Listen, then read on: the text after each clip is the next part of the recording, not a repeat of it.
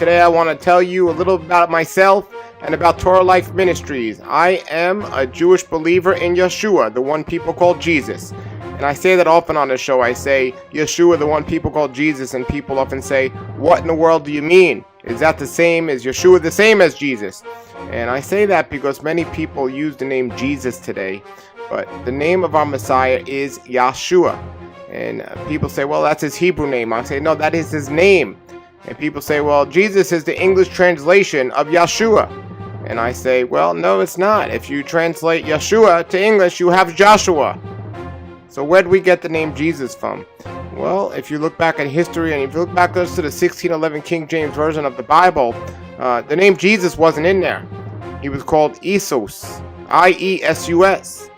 And the letter J wasn't in the English language up to 200 years ago.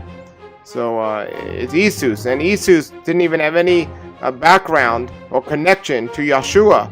It was a Greek word, a Greek idea, because the Greek gods, that all the names, the last names of their gods end in S-U-S. You got Zeus, and you can go through the whole list of all the different types of different gods that they had. They all ended in S-U-S. So when they came up with this translation and there was no name to call our Messiah in the Greek, they said, we'll give him a Zeus name also and say Isus. And then eventually now we say Jesus. Hallelujah means praise our wonderful Creator. Hallelujah.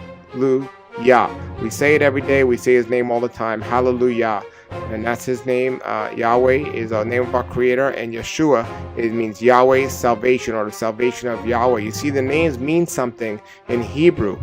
And they have a meaning behind them. And when you're saying Yeshua, you're saying the salvation of our wonderful Creator, and that is Yahweh. So we need to understand that and understand how people think today and what they're saying. And when they say things, names, the one you call Jesus, his name's Yeshua. But when they say these other names and they don't look at the history of where these things came from, and when they practice customs and do things and they don't question why these things started or what are the consequences of doing these things, when you realize how far removed we are from the scriptures and how far and close we are to living according to the enemy's ways and doing the enemy's things, then maybe we'll start to wake up and our eyes will be open. But if we don't look, we're never going to know. So open the book and look and see the truth and see Yeshua and see what he taught the people. Don't just listen to some man or man's ways and telling you what to do or how to act. When the book tells you something different, you need to react to that person and stand up and let people know the truth before it's too late. Torah Life Ministries come out of the world. Messiah people seek the truth.